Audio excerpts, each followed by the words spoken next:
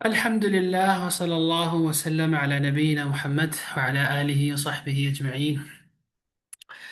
رب اشرح لي صدري ويسر لي أمري واحلل عقدة من لساني يفقه قولي. عزیز طلبہ طالبات، السلام علیکم ورحمۃ اللہ تعالی وبرکاتہ. امید ہے آپ سب لوگ ایمان اور صحت کی بہترین حالت میں ہوں گے اور اپنے جملہ اعمال جو ہیں وہ بہترین طریقے سے انجام دے رہے ہوں گے. خاص طور پر یوم عاشورہ ہے کل.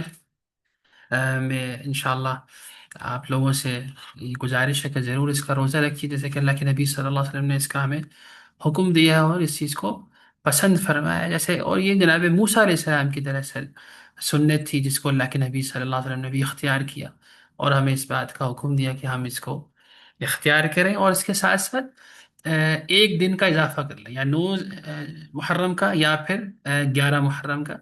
تو اس کو ہم اختیار کریں اور اللہ کے نبی صلی اللہ علیہ وسلم کی نقش قدم پر چلیں. آج انشاءاللہ شمال النبی صلی اللہ علیہ وسلم کی مجلس میں ہم اللہ کے نبی صلی اللہ علیہ وسلم کے کھانے کے حوالے سے بات کریں گے. یعنی آپ صلی اللہ علیہ وسلم اپنے کھانے میں کیا تناول فرمایا کرتے تھے، کیا چیزیں آپ کو پسند تھیں. پچھلی مجلس میں ہم نے آپ صلی اللہ علیہ وسلم کے روٹی کے حوالے سے بھی بات کی تھی، اور آج انشاءاللہ آپ صلی اللہ علیہ وسلم کے کھانے کے حوالے سے ہم بات کریں گے باذن اللہ. لیکن ایک تصحیح بھی کر لیجئے.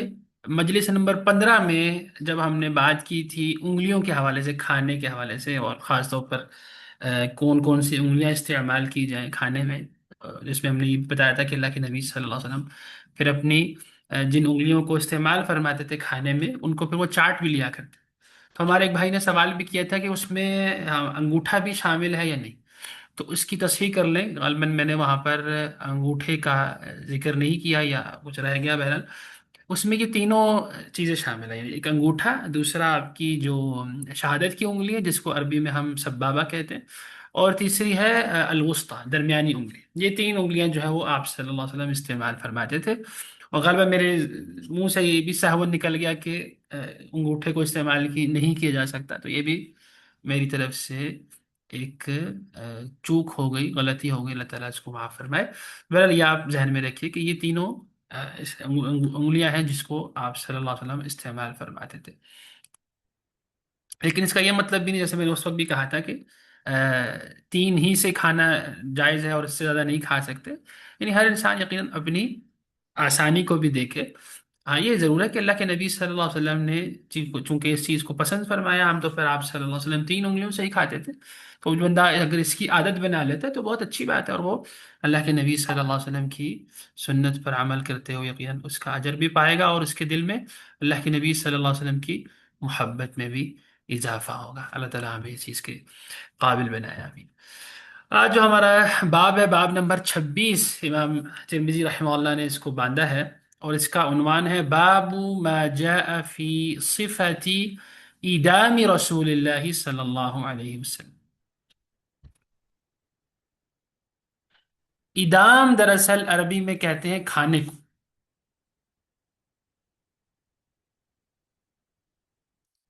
یعنی کوئی سا بھی کھانا ہو، سالن ہو جس کو روٹی کے ساتھ عام طور پر کھایا جائے، تو اس کو ہم ایدام کہتے ہیں دراصل عربی کے اندر.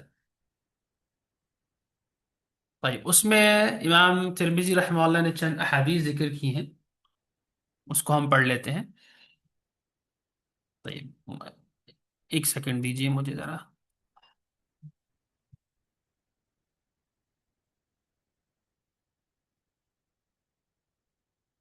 ہاں.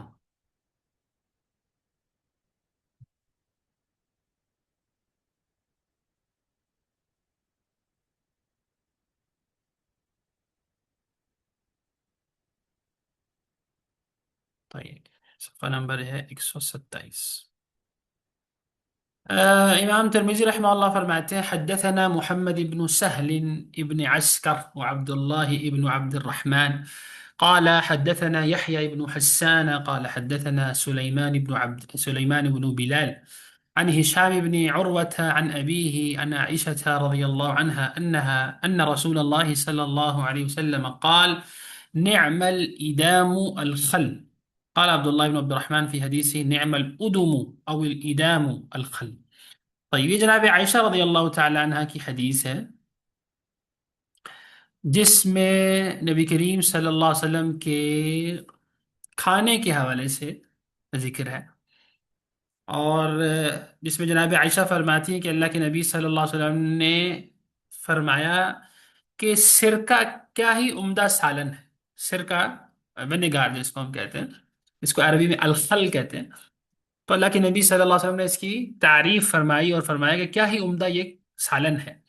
تو اس کا اس بات کا، آپ صلی اللہ علیہ وسلم کی اس حدیث کا دراصل ایک بیک گراؤنڈ ہے، وہ بھی ذرا سمجھنے کی ضرورت ہے، تبھی ہمیں یہ حدیث بھی سمجھ میں آئے گی۔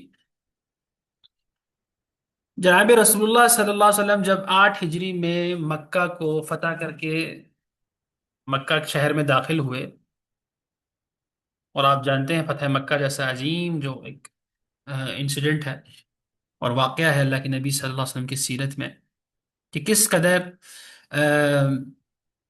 سادگی کے ساتھ اللہ کے نبی صلی اللہ علیہ وسلم نے اس پورے معاملے کو ہینڈل کیا۔ 10,000 کا لشکر آپ صلی اللہ علیہ وسلم اپنے ساتھ لے کر آئے، لیکن کسی قسم کی کوئی بدمزگی نہیں ہوئی اور کسی پر کوئی ظلم نہیں ہوا۔ بالکل ایک جاہ و جلال کے ساتھ آپ صلی اللہ علیہ وسلم اپنے صحابہ کے ساتھ مکہ کے اندر داخل ہوئے اور مکہ کو فتح کر لیا بغیر کسی لڑائی کے۔ تو اللہ کے نبی صلی اللہ علیہ وسلم جب داخل ہوئے فاتح کی حیثیت سے مکہ کے اندر، تو آپ سیدھا جناب ام ہانی کے گھر میں تشریف لے کے گئے۔ ام ہانی جو ہے وہ اللہ کے نبی صلی اللہ علیہ وسلم کی رشتہ دار تھی بیسیکلی۔ وہاں جا کے آپ صلی اللہ علیہ وسلم نے باقاعدہ غسل فرمایا اور نوافل پڑھے، 8 رکعتیں آپ صلی اللہ علیہ وسلم نے پڑھی، چونکہ وہ وقت جو ہے وہ ضحیٰ کا وقت تھا جس کو ہم چاشت بھی کہتے ہیں۔ اور اس کے بعد پھر آپ صلی اللہ علیہ وسلم نے اپنی جو رشتہ دار ہیں جناب ام ہانی، ان سے فرمایا کہ کچھ کھانے کو ہے تو آپ ذرا پیش کیجئے۔ کھانے کی طلب ہوئی آپ صلی اللہ علیہ وسلم کو، تو انہوں نے عرض کیا کہ یا رسول اللہ، ہمارے پاس ابھی کچھ خشک روٹی کے کچھ ٹکڑے ہی گھر میں موجود ہیں۔ تو آپ صلی اللہ علیہ وسلم نے ان کو لیا اور ان کو پانی کے اندر بھگو دیا تاکہ وہ ذرا نرم ہو جائے، کھانے کے قابل ہو جائے۔ پھر آپ صلی اللہ علیہ وسلم نے پوچھا کہ کوئی سالن وغیرہ بھی ہے، یعنی اس روٹی کے ساتھ کوئی سالن بھی تو اس کو کھا لیا جائے۔ تو جناب ام ہانی نے فرمایا کہ گھر میں سالن تو نہیں ہے، البتہ سرکہ موجود ہے۔ تو وہ آپ صلی اللہ علیہ وسلم کے سامنے پیش کیا گیا۔ آپ صلی اللہ علیہ وسلم نے اپنی انہی جو روٹیوں کو آپ نے بھگویا تھا پانی کے اندر، ان کو ایک ایک کر کے تھوڑا تھوڑا اس کے ساتھ جو سرکہ ہے اس کے ساتھ لگا کے اس کو آپ صلی اللہ علیہ وسلم نے کھایا، اور پھر آپ صلی اللہ علیہ وسلم نے اپنے رب کا شکر ادا کرتے ہوئے فرمایا کہ یہ جو سرکہ ہے یہ بھی کیا ہی عمدہ سالن ہے۔ طيب، تو یہ اس کے پیچھے بیک گراؤنڈ ہے، اس حدیث کے پیچھے، اس قول کے پیچھے آپ صلی اللہ علیہ وسلم کے۔ طيب، سمجھنے والی کیا بات ہے کہ آپ صلی اللہ علیہ وسلم نے کس قدر سادگی اپنائی، کہ حالانکہ آپ صلی اللہ علیہ وسلم ایک فاتح کی حیثیت سے مکہ کے اندر داخل ہوئے، لیکن آپ صلی اللہ علیہ وسلم نے بالکل بھی اس حوالے سے کوئی فخر کا اظہار نہیں کیا، بلکہ انتہائی عاجزی کے ساتھ اللہ کے نبی صلی اللہ علیہ وسلم کا سر مبارک تک جھکا ہوا تھا، اور آپ برابر اللہ کی حمد و ثنا بیان کر رہے تھے، اس کی بڑائی بیان کر رہے تھے، یہاں تک کہ آپ صلی اللہ علیہ وسلم کا سر جو ہے وہ بہت زیادہ جھک گیا، اور وہ جس اونٹنی پہ بیٹھے تھے اس کی گردن کے قریب آپ صلی اللہ علیہ وسلم کا سر جو ہے وہ چلا گیا۔ تو اللہ رب العزت کو مسلسل یاد کر کے آپ صلی اللہ علیہ وسلم نے وہ وقت گزارا، اور اسی طرح جب کھانے کا موقع آیا تھا تب بھی آپ صلی اللہ علیہ وسلم نے کسی قسم کا کوئی تکلف نہیں کیا، بلکہ اپنے رشتہ دار کے گھر گئے اور ان سے فرمایا کہ جو کچھ بھی آپ کے گھر میں ہے ابھی اس کو سامنے پیش کر دیجیے۔ تو یہ آپ صلی اللہ علیہ وسلم کی سادگی، آپ صلی اللہ علیہ وسلم کی عظمت، ان کی سیرت جو ہمیں بتاتی ہے کہ آپ صلی اللہ علیہ وسلم کس قدر اس دنیا سے بے رغبت تھے، اور جو کچھ آپ صلی اللہ علیہ وسلم کو میسر ہوتا تھا اسی پہ آپ صلی اللہ علیہ وسلم اکتفا کیا کرتے تھے۔ جو چیز نہیں ہے اس کی آپ صلی اللہ علیہ وسلم اس کو نہ طلب کیا کرتے تھے، نہ اس کی خواہش کرتے تھے، اور جو کچھ مل جاتا تھا اس کو بھی بہت شکر کے ساتھ اور اللہ اور اس کی بڑائی بیان کرتے ہوئے استعمال فرماتے تھے۔ تو بیسیکلی یہاں پر جو اصل مقصد ہے سمجھنے والا وہ یہ ہے کہ کیونکہ ہم میں سے کوئی بھی سرکے کو بطور کھانا استعمال نہیں کرتا، لیکن آپ صلی اللہ علیہ وسلم ہمیں بتانا یہ چاہ رہے ہیں کہ انسان کو جو کچھ بھی میسر ہو تو یہ اللہ تعالیٰ کا فضل ہے، اس کی رحمت ہے، اس کا کرم ہے کہ اس نے عطا فرمایا ہے، اور اس کو حقیر نہیں سمجھنا چاہیے۔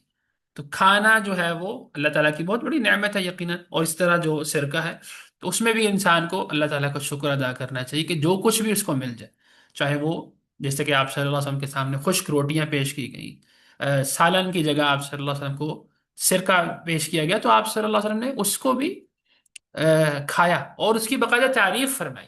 یعنی اس سے ہمیں یہ بات بھی سمجھ میں آتی ہے کہ ہمیں کھانے کی تعریف کرنی چاہیے، کھانے کے اندر عیب نہیں نکالنا چاہیے، بلکہ آپ صلی اللہ علیہ وسلم نے تو منع فرمایا کہ جس شخص کو کوئی کھانا مثلا پسند نہیں ہے، کوئی خاص چیز مثلا گھر میں بنی ہو اور وہ اس کو نہیں پسند، تو یہ نہ کہے کہ یہ کھانا اچھا نہیں ہے میں نہیں کھاؤں گا وغیرہ، یا بعض اوقات ایسا ہوتا ہے کہ نمک مرچ مسالہ اوپر نیچے ہو جاتا ہے یا اپنی مرضی کا نہیں ہوتا مثلا، تو بعض لوگ یعنی اس میں سے کھانے میں سے عیب نکالنا شروع کر دیتے، او ہو یہ تو ابھی بہت کچا ہے، یہ اس میں نمک بہت تیز ہے، اس میں مرچیں بہت زیادہ ہیں، او ہو اس سے تو میرا منہ جل رہا ہے وغیرہ وغیرہ۔ تو یہ سب باتیں جو ہیں وہ عیب نکالنے والی باتیں، اس سے منع کیا گیا ہے۔ اگر آپ انسان کو کھانا نہیں پسند، جیسے کہ اللہ کے نبی صلی اللہ علیہ وسلم کی حدیث میں بھی آتا ہے، تو اس کو چھوڑ دے، خاموشی کے ساتھ سائڈ پہ کر دے بھی مجھے نہیں کھانا یہ، لیکن اس میں عیب جو ہے وہ نہیں نکالنے چاہیے، بلکہ الٹا آپ صلی اللہ علیہ وسلم نے ہمیں یہ سکھایا کہ ہم کھانے کی تعریف کریں اور اللہ کا شکر ادا کریں۔ تو یہ اس کا پس منظر ہے اس حدیث کا۔ طيب، اور امام ترمذی رحمہ اللہ نے یہاں پر اس حدیث کو اسی لیے ذکر کیا کہ اللہ کے نبی صلی اللہ علیہ وسلم نے سرکے کو بطور سالن استعمال کیا، یعنی کچھ نہیں بھی میسر تھا تو آپ صلی اللہ علیہ وسلم نے اس کو سالن کے طور پہ بھی استعمال کر کے تناول فرمایا صلی اللہ علیہ وسلم۔ طيب، اگلی حدیث دیکھیں، یہ بھی آپ صلی اللہ علیہ وسلم کے کھانے کے حوالے سے، سالن کے حوالے سے۔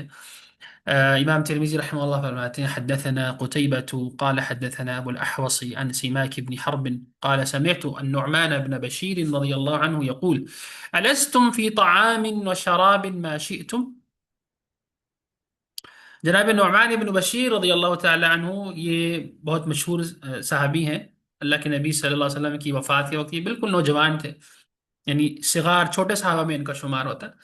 تو وہ اپنے ایک شاگرد جو تابعی ہیں سماک بن حرب، ان سے کہتے ہیں کہ الستم فی طعام و شراب ما شئتم، کیا تمہیں کھانے پینے میں وہ سب کچھ میسر نہیں ہے جس کی تم خواہش کرتے ہو؟ یعنی تمہیں تو کھانے پینے کی ہر چیز میسر ہے۔ یعنی یہ صحابہ کا زمانہ، یعنی بلکہ اکثر صحابہ تو جا چکے تھے، جیسے میں نے کہا کہ جناب نعمان خود آپ صلی اللہ علیہ وسلم کی وفات کے بہت چھوٹے تھے، یعنی بالکل نوجوان تھے۔ تو وہ یہ کہہ رہے ہیں کہ تم لوگ جس دنیا میں یا جس وقت میں زندگی گزار رہے ہو ماشاءاللہ تمہیں تو کھانے پینے کی ساری چیزیں میسر ہیں۔ پھر وہ اللہ کے نبی صلی اللہ علیہ وسلم کے زمانے کے حوالے سے بتاتے ہیں لقد رأيت نبيكم صلی اللہ علیہ وسلم وما يجد من الدقل ما يملأ بطنه، جبکہ میں نے تمہارے نبی صلی اللہ علیہ وسلم کو اس حالت میں دیکھا ہے کہ ان کے پاس اتنی کھجوریں بھی نہیں ہوتی تھیں جن سے وہ آپ صلی اللہ علیہ وسلم اپنا پیٹ بھر سکے، یعنی بلکہ انہوں نے یہاں پر خاص طور پہ دقل کا ورڈ یوز کیا۔ دقل کہتے ہیں انتہائی لو کوالٹی کی کھجور جو ہوتی ہے، یعنی جو بالکل پھینکنے کے تقریباً لائق ہو، بالکل گھٹیا سی، بالکل لو کوالٹی۔ تو فرماتے ہیں اس لو کوالٹی کی بھی کھجوریں بعض اوقات آپ صلی اللہ علیہ وسلم کے پاس، بلکہ اکثر اوقات نہیں ہوتی تھی کہ جس سے آپ صلی اللہ علیہ وسلم اپنا پیٹ بھر سکے۔ تو یہ آپ صلی اللہ علیہ وسلم کی دراصل جو زندگی ہے اس کے حوالے سے انہوں نے بیان فرمایا کہ وہ کس قدر سادگی پر مبنی تھی صلی اللہ علیہ وسلم۔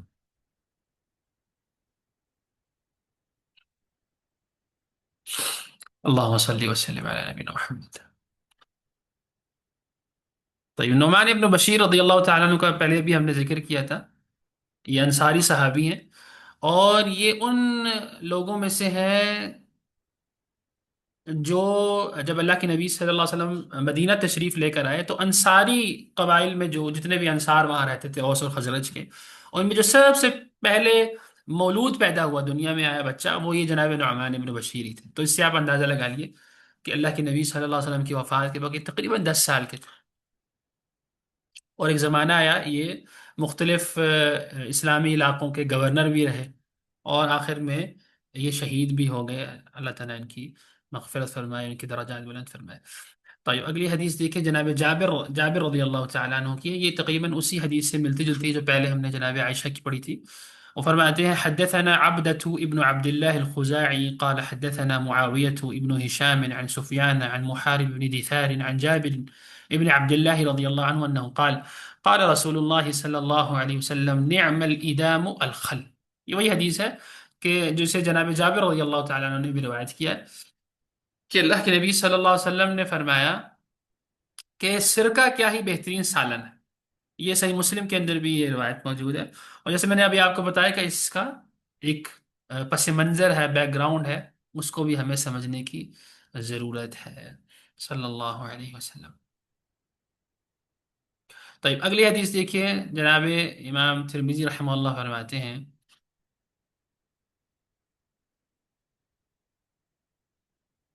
حدثنا حناد قال حدثنا وكيع عن سفيان عن أيوب عن أبي قلابة عن زهد من الجرمي قال كنا عند أبي موسى الأشعري فأوتي بلحم دجاج.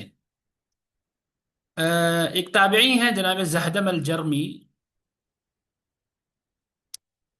وہ فرماتے ہیں کہ ہم ایک بار جناب ابو موسیٰ اشعری رضی اللہ تعالیٰ عنہ کی مجلس میں بیٹھے ہوئے تھے. ابو موسیٰ اشعری آپ سب جانتے ہیں، مشہور صحابی ہیں، یمن سے ان کا تعلق تھا، بہت ہی حلیم اور بردبار شخصیت. تو کہتے ہیں کہ فقوتیا بلحم دجاج، تو ہمارے سامنے کھانے میں مرغی کا گوشت آیا. فتنحى رجل من القوم، تو وہاں پر ایک بیٹھا شخص جو ہے اس نے اپنا ہاتھ کھینچ لیا کھانے سے. یعنی جب اس نے دیکھا کہ مرغی کا گوشت آیا ہے تو وہ کھانے سے اس نے ہاتھ کھینچ لیا، نہیں کھانا ہے اس نے. تو جناب ابو موسیٰ نے اس سے پوچھا ما لک، تمہیں کیا ہو، یعنی تم نے ہاتھ کیوں کھینچ لیا، اپنا کھانا چھوڑ کیوں دیا؟ فقال انی رأیتها تأکل شیئا. ہم تو وہ شخص کہنے لگا کہ میں نے اس مرغی کو دیکھا ہے کہ یہ ایک ناپسندیدہ چیز کھا رہی تھی. یعنی ہو سکتا ہے کہ وہ گھر کی ہی مرغی ہو، تو مہمانوں کے آنے کی وجہ سے مہمان جو اہل بیت ہیں، اہل گھرانے والے ہیں جناب موسیٰ کے، انہوں نے اسی مرغی کو ذبح کر دیا ہو. تو وہ شخص کہنے لگا کہ میں نے اس کو دیکھا کہ یہ کوئی ایک مطلب ناپسندیدہ سی چیز کھا رہی تھی، تو مجھے یعنی کراہت آ رہی ہے کہ میں اس کا گوشت کھاؤں. جیسا ہوتا ہے وہ چیز جو اس نے کھائی ہے پھر اس کے جسم میں داخل ہو گئی ہے، اس کے گوشت میں وغیرہ وغیرہ. فحلفت الا آکلها. طیب، تو میں نے قسم کھائی کہ میں اس کو کبھی نہیں کھاؤں گا. تو اس کانٹیکس سے تو یہ بات بھی سمجھ میں آتی ہے کہ غالباً اس نے اس مجلس سے پہلے ہی شاید کسی مرغی کو دیکھا ہو کہ وہ کچھ ناپسندیدہ چیز کھا رہی ہے، تو اس نے یہ قسم کھا لی کہ میں آئندہ کبھی بھی مرغی کا گوشت نہیں کھاؤں گا. ہوتا ہے نا، بعض لوگوں کی طبیعتیں ہوتی ہیں. تو جناب ابو موسیٰ نے یہ بات سنی تو انہوں نے کہا ادنو، قریب آ جاؤ، دسترخوان کے قریب آ جاؤ. فإني رأيت رسول اللہ صلی اللہ علیہ وسلم يأكل لحم دجاج، کیونکہ میں نے اللہ کے نبی صلی اللہ علیہ وسلم کو دیکھا ہے کہ انہوں نے مرغی کا گوشت کھایا ہے. طیب، یہاں سمجھانے والی کیا بات ہے؟ سمجھانے والی بات یہ ہے کہ اللہ کے نبی صلی اللہ علیہ وسلم کی جو اتباع ہے وہ انسان کی طبیعت کے اوپر بھی مقدم ہے. یعنی طبیعت کے خلاف بھی اللہ کے نبی صلی اللہ علیہ وسلم کی اتباع اور پیروی کی جائے گی. جیسے کہ حدیث میں بھی آتا ہے ایک کہ تم میں سے اس وقت تک کوئی شخص بھی مومن نہیں ہو سکتا جب تک اس کی خواہشات میری لائی ہوئی شریعت کے تابع نہ ہو جائیں. یعنی ہمارے دین میں اللہ کے نبی صلی اللہ علیہ وسلم نے مرغی کے گوشت کو حلال قرار دیا ہے، تو اسے تمہیں اپنے اوپر حرام کرنے کی یعنی کوئی ضرورت نہیں ہے. اور خود اللہ کے نبی صلی اللہ علیہ وسلم نے کھایا ہے اس کا گوشت، جبکہ آپ صلی اللہ علیہ وسلم تو انتہائی نفیس شخص تھے، جس کا ہم نے کچھ ذکر پڑھا بھی تھا پہلے. آپ صلی اللہ علیہ وسلم کس قدر خوشبو استعمال فرمایا کرتے تھے، وہ آپ صلی اللہ علیہ وسلم کی نفاست کی ایک بہت بڑی نشانی ہے. اور اسی طرح آپ صلی اللہ علیہ وسلم خوشبو کو پسند فرماتے تھے، بدبو کو آپ انتہائی ناپسند فرماتے تھے. تو ظاہر سی بات ہے اللہ کے نبی صلی اللہ علیہ وسلم کے زمانے میں بھی جو مرغیاں ہیں وہ ہر چیز، ہر طرح کی چیز کھایا کرتی تھی. تو آپ صلی اللہ علیہ وسلم نے اس چیز کو، یعنی اس گوشت کو کھایا، لہٰذا تمہیں بھی کھانا چاہیے اور اللہ کے نبی صلی اللہ علیہ وسلم کی پیروی کرنی چاہیے. اور جو تم نے یہ قسم کھا لی ہے کہ میں کبھی بھی اس چیز کو نہیں کھاؤں گا، تو تمہیں چاہیے کہ اپنی اس قسم کا کفارہ دو، اس کو توڑو اور اللہ کے نبی صلی اللہ علیہ وسلم کی سنت پر عمل کرتے ہوئے مرغی کا گوشت کھاؤ. تو اس میں بتانے کا مقصد یہ ہے ان کا صلی اللہ علیہ وسلم نے باقاعدہ مرغی کا گوشت کھایا ہے. طيب. یہاں پر ایک مسئلہ بھی پیدا ہوتا ہے، یعنی مسئلے سے مراد یعنی ایک معاملہ یہ بھی ہمارے سامنے آتا ہے کہ بعض اوقات کچھ ایسے جانور ہوتے ہیں واقعی یعنی حلال جانور، جیسے بکری ہے یا اسی طرح گائے ہے مثلا، یا ایون مرغی آپ کو لے لیں اس کو، کہ بعض جانوروں کو ایسا یعنی ایک لت سی پڑ جاتی ہے کہ وہ گندی چیزیں کھاتے ہیں، یا ایسے کہہ لیجیے کہ سڑی ہوئی چیزیں کھاتے ہیں. اس کا علماء نے یہ بیان کیا کہ وہ دراصل ان کی جو سونگنے کی طاقت ہوتی ہے وہ خراب ہو جاتی ہے، جس کی وجہ سے ان کو اچھی خوراک پسند نہیں آتی، اور جو چیز گلی سڑی ہو وہ جو ہے وہ اس کو کھا لیتے ہیں. تب ایسا کوئی جانور اگر کسی کو معلوم ہے کہ کسی کے مثلا کسی کے گھر میں ہے یا کسی نے پال رکھا ہے مثلا، اور وہ صرف یعنی ایسی گلی سڑی اور گندی چیزیں کھاتا ہے، مثلا کوئی مرغی ہے مثلا یا بکری ہے مثلا، اب اس کو اگر اس نے ذبح کرنا ہے کھانا ہے مثلا تو اب کیا کرے؟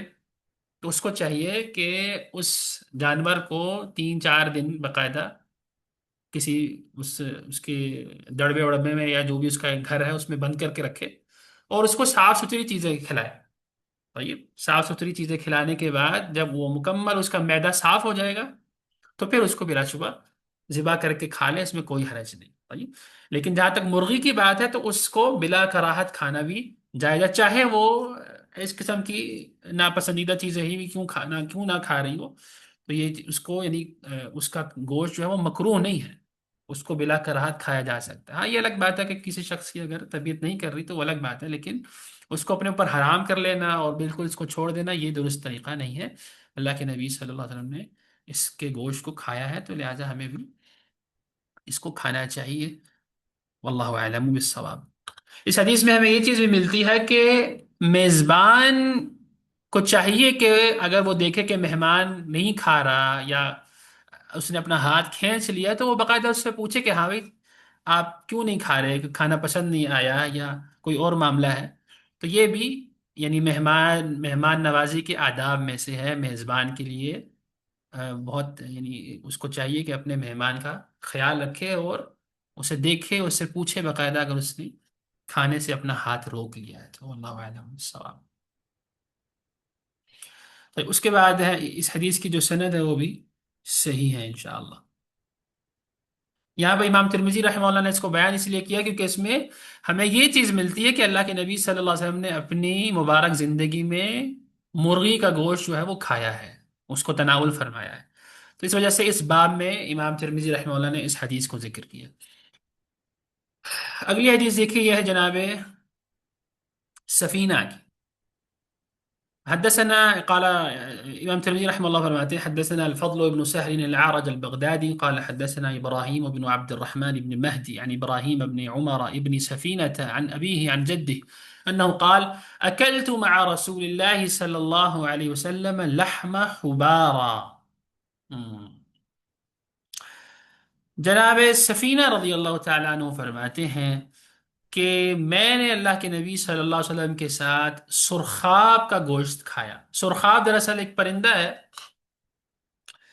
جو یہ تیتر بٹیر سے خیر بڑا ہی ہوتا ہے تھوڑا، اور ایون اس کو انگلش میں بھی ہبارا کہتے ہیں، ایسے ایسا ہی کوئی ورڈ ہے اس کا، یا ہبارا ایسے کوئی ورڈ ہے اس کا. تو یہ اس کے حوالے سے اس حدیث میں ذکر ہے، اگرچہ کہ اس کی صنعت کمزور ہے، حدیث ضعیف ہے، لیکن چونکہ اس کے اندر سرخاب کے گوشت کا ذکر ہے، اللہ کے نبی صلی اللہ علیہ وسلم کا اس کی چونکہ اس کو روایت کیا گیا ہے، مروی ہے، اسی وجہ سے امام ترمذی رحمہ اللہ نے اس کو یہاں پر ذکر کیا ہے. بہرحال اس کے اندر جو صحابی ہیں ان کا ہم تذکرہ پڑھ لیتے ہیں، چونکہ صحابی کا تذکرہ ہونا چاہیے اور عام طور پر احادیث میں ان کا نام آتا رہتا ہے. سفینہ جو ہیں دراصل یہ اللہ کے نبی صلی اللہ علیہ وسلم کے آزاد کردہ غلام تھے. ان کا اصل نام تھا مہران، مہران ابن فروخ، لیکن یہ اپنے لقب سے مشہور ہوئے سفینہ. ابو عبد الرحمن سفینہ مہران ابن فروخ ان کا نام تھا، اور یہ بیسیکلی جناب ام سلمہ کے غلام تھے جو اللہ کے نبی صلی اللہ علیہ وسلم کی زوجہ تھی، اور انہوں نے اس شرط پہ ان کو آزاد کر دیا تھا کہ آپ اللہ کے نبی صلی اللہ علیہ وسلم کی خدمت کریں گے. یعنی آپ کو میں اس شرط پہ چھوڑ رہی ہوں، آزاد کر رہی ہوں کہ آپ نے پھر باقیہ عمر اللہ کے نبی صلی اللہ علیہ وسلم کی خدمت کرنی ہے، اس لیے ان کو مولا رسول اللہ بھی کہتے تھے. صحیح. اور انہوں نے اللہ کے نبی صلی اللہ علیہ وسلم کے سے بہت زیادہ احادیث بھی روایت کی ہیں. اور 70 ہجری میں ان کی وفات ہوئی، 70 ہجری میں. اللہ تعالیٰ ان سے راضی ہو. صحیح. اگلی حدیث دیکھتے ہیں ہم. حدیث نمبر 156 ہے یہ. یہ بھی وہی حدیث ہے جو ہم پہلے پڑھ کے آئے ہیں. امام ترمذی رحمہ اللہ فرماتے ہیں حدثنا علی بن حجر قال حدثنا اسماعيل بن ابراهيم عن ايوب عن القاسم التميمي عن زهد بن الجرمي انه قال كنا عند ابي موسى قال فقدم طعامه وقدم في طعامه لحم دجاج. وہی حدیث ہے جناب ابو موسیٰ اشعری رضی اللہ تعالیٰ عنہ والی، کہ ایک دن ان کے گھر میں ہم تھے تو کھانا پیش کیا گیا اور کھانے کے اندر دجاج یعنی مرغی کا گوشت بھی تھا. وفي القوم رجل من بني تيم الله احمر كأنه مولى. ہاں اس میں تھوڑی سی تفصیل زیادہ ہے. وہ کہتے ہیں کہ وہ جو بندہ جس نے اپنا ہاتھ کھینچا تھا اس کے بارے میں یہاں پر ذکر ہوا کہ وہ بنو تیم اللہ سے تھا. یہ ایک قبیلہ ہے عرب کا. وہ شخص جو ہے وہ وہاں کا رہنے والا تھا، اسی قبیلے کا بندہ تھا تیم اللہ. اور وہ اتنا اس کا رنگ اتنا سرخ تھا، اسی سرخ و سفید تھا، تو ایسا لگتا تھا کہ جیسے یہ کسی کا آزاد کردہ غلام ہے. یعنی ان میں سے وہ نہیں لگتا تھا، یعنی کہ ایسا لگتا تھا کسی کسی اور علاقے سے آیا ہے. تو دکھنے میں وہ آزاد کردہ غلام معلوم ہوتا تھا، لیکن بہرحال وہ غلام نہیں تھا. تو اس نے جو ہے وہ اپنا ہاتھ کھینچ لیا مرغی کھانے سے. تو جناب ابو موسیٰ نے فرمایا فلم يدنو فقال له ابو موسیٰ ادنو ذرا قریب آؤ فإني قد رأيت رسول الله صلی اللہ علیہ وسلم أكل منه فقال إني رأيته يأكل شيئا فقذرته فحلفت ألا أطعمه أبدا. پھر اس نے اپنے بارے میں بتایا کہ ایک بار میں نے مرغی کو دیکھا کہ وہ ایک ایسی چیز کھا رہی ہے جس کو میں نے ناپسند کیا، میری طبیعت نے ناپسند کیا. تو اس نے اس کو پھر قسم اٹھا لی کہ میں آئندہ کبھی بھی مرغی کا گوشت نہیں کھاؤں گا، کیونکہ یہ گندی چیزیں کھاتی ہے اور اس سے جو اپنی طاقت اس کی ہوتی ہے. تو جناب ابو موسیٰ نے پھر اس کو سمجھاتے ہوئے کہا کہ اللہ کے نبی صلی اللہ علیہ وسلم نے اس کو کھایا ہے، لہٰذا آپ کو بھی کھانا چاہیے. صحیح. اور ایک چیز اس طرح جو چیز حلال ہے اس کو انسان کو اپنے اوپر اس طرح حرام نہیں کر لینا چاہیے.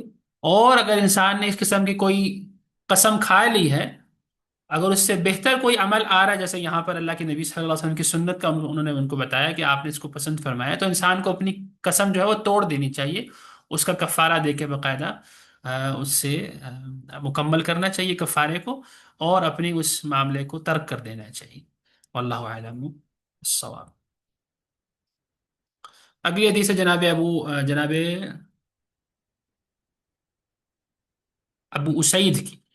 امام ترمذی رحمہ اللہ فرماتے ہیں حدثنا محمود بن غیلان قال حدثنا ابو احمد الزبيري وابو نعيم قال حدثنا سفيان عن عبد الله بن عيسى عن رجل من اهل الشام يقال له عطاء عن ابي اسيد قال قال رسول الله صلى الله عليه وسلم كلوا الزيت وادهنوا به فإنه من شجرة مباركة. ابو اسید نام کے یہ ایک صحابی ہیں. وہ فرماتے ہیں کہ اللہ کے نبی صلی اللہ علیہ وسلم نے ارشاد فرمایا کہ تم زیتون کا جو تیل ہے اس کو کھایا کرو، اور اس کا جو تم زیتون کو کھایا کرو، یعنی جو اس کا پھل ہے تم زیتون کو کھایا کرو، وَدَّهِنُوا بِهِ، اور اس کا جو تیل ہے وہ بھی استعمال کیا کرو. فَإِنَّهُ مِن شَجَرَةٍ مُبَارَكَةٍ، کیونکہ یہ ایک بابرکت درخت کا پھل ہے. اس حدیث کی صحت میں اختلاف ہے. بعض علماء اس کو حسن قرار دیتے ہیں اور بعض علماء کے نزدیک یہ ضعیف ہے، کمزور ہے. لیکن اس میں جو بات بیان ہوئی ہے وہ بہرحال ہم جانتے ہیں اللہ کے نبی صلی اللہ علیہ وسلم کی دیگر احادیث میں، اور ایون قرآن کریم میں بھی زیتون کو جو ہے وہ شجرہ مبارکہ کہا گیا ہے. تو اس کا جو مفہوم ہے وہ انشاءاللہ صحیح ہے، واللہ اعلم بالصواب. تو زیتون کھانا، اس کا تیل استعمال کرنا انشاءاللہ اس میں برکت ہی ہے، کیونکہ یہ ایک بابرکت درخت کا ہی پھل ہے یقین، جیسے کہ حدیث میں آتا ہے، جیسے کہ قرآن کریم کی آیت میں آتا ہے. طيب. اس حدیث کے جو راوی ہیں جناب ابو اسید ابن ثابت، یہ ایک انصاری صحابی تھے. ان کے نام کے بارے میں تو زیادہ معلومات نہیں ہے. اب جانتے ہیں کہ بہت سارے ایسے صحابہ ہیں اللہ کے نبی صلی اللہ علیہ وسلم کے جو اپنی کنیت کی وجہ سے مشہور ہوئے اور ان کا نام چھپ گیا. اس میں بہت بڑا نام ہمارے سامنے ہے، یا مثال ہے جناب ابو ہریرہ کی. ابو ہریرہ کا جو اصل نام ہے اس میں بہت زیادہ اختلاف ہے. یہاں تک کہ 10 کے قریب ان کے نام بتائے گئے کہ یہ نام تھا، یہ نام تھا، یہ نام تھا.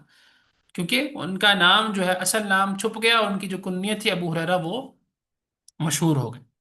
اور اسی طرح جناب ابو بکر صدیق رضی اللہ تعالیٰ عنہ، ان کا اصل نام عبداللہ تھا، لیکن ان کو ابو بکر کی کنیت سے جانا جاتا ہے، اور اصل نام جو ہے وہ بہت کم لوگ جانتے ہیں.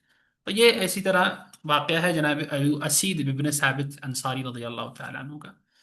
تو یہ بھی اللہ کے نبی صلی اللہ علیہ وسلم کے صحابہ میں شمار ہوتے ہیں.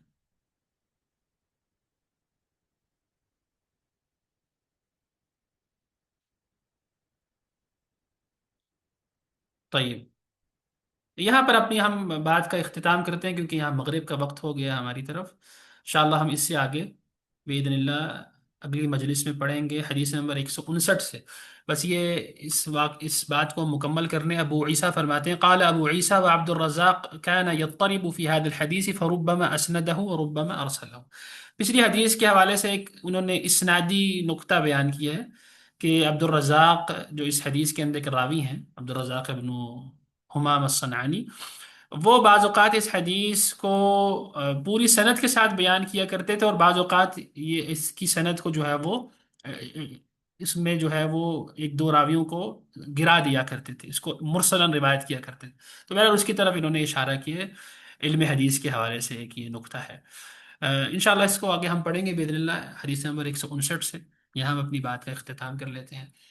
کوئی سوال ہے تو آپ لوگ لکھ لیجئے بے شک یہاں پر گروپ میں، چیٹ میں. طيب کوئی سوال نہیں ہے؟ طيب الحمد للہ. چلیے ہم اپنی مجلس کا اختتام کرتے ہیں. سبحانک اللہم و بحمدک نشہد ان لا الہ الا انت نستغفرک و نتوب الیک. والسلام علیکم ورحمۃ اللہ تعالی وبرکاتہ. مع السلامہ، الى اللقاء.